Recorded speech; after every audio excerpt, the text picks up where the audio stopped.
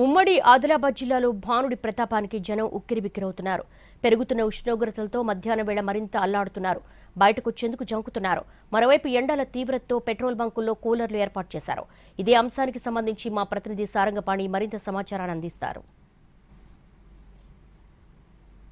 ఆదిలాబాద్ ఉమ్మడి జిల్లాలో ఎండలు మండిపోతున్నాయి. విపరీతమైన ఉష్ణోగ్రతలు రోజురోజుకు పెరుగుతున్న నేపథ్యంలో జనం ఇబ్బంది పడుతున్నారు. ఎండబారిన పడి ఆసుపత్రుల పాలవుతున్న పరిస్థితి కనిపిస్తుంది.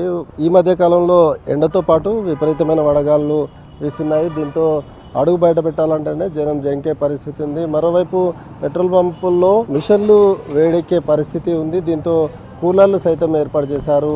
మనం ప్రస్తుతం అయితే చూసుకోవచ్చు, జిల్లా కేంద్రంలోని పెట్రోల్ బంకులో ఈ విధంగా పంపుకి ఏదైతే ఉందో కూలర్లు ఏర్పాటు చేశారు. ఉష్ణోగ్రతలు గత 2-3 రోజులుగా భారీగా నమోదవుతున్నాయి. 42 డిగ్రీలకు చేరువ ఉష్ణోగ్రతలు నమోదైన పరిస్థితి కనిపిస్తుంది. ప్రస్తుతం ఒక పెట్రోల్ పంపుకు సంబంధించిన వాళ్ళు ఉన్నారు, వారితో మాట్లాడించే ప్రయత్నం అయితే చేద్దాం. ఏంటి సార్, అంటే మధ్యాహ్నం అయితే మిషన్లు హీట్ ఎక్కుతున్నాయా కూలర్లు? ఏప్రిల్ నెల కానీ మే నెల కానీ ఏప్రిల్ నెల నుంచి స్టార్ట్ అవుతుంది.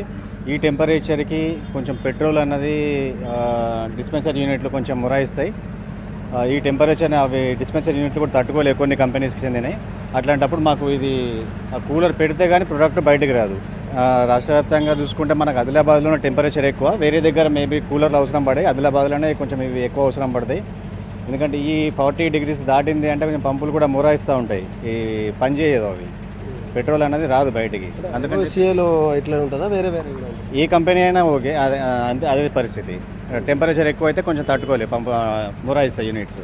ప్రస్తుతం అయితే చూసుకోవచ్చు, ఈ బంకుల్లో పంపులు మొరాయించకుండా ఉండడం కోసం ఈ విధంగా ఏర్పాటు చేసినట్టుగానైతే చెప్తున్నారు.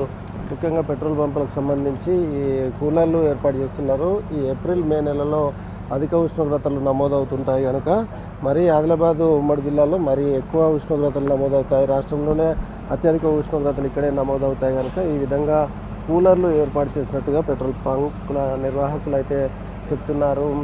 గడిచిన కొద్ది రోజులుగా చూసుకున్నట్లయితే రికార్డు స్థాయిలో ఉష్ణోగ్రతలు నమోదవుతున్నాయి. ఇప్పుడు 42 డిగ్రీలకు చేరువ కావడంతో ఏదైతే జనం తగిన జాగ్రత్తలు తీసుకొని బయటకు రావాలని చెప్తున్నారు.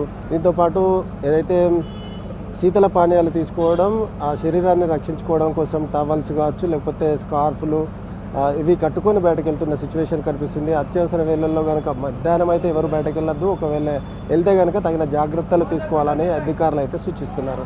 ఇది ఆదిలాబాద్ ఉమ్మడి జిల్లాలో ఎండల తీవ్రతకు సంబంధించి కొత్త అప్డేట్స్. కెమెరామెన్ సత్యంతో సారంగపాణి, NTV, ఆదిలాబాద్.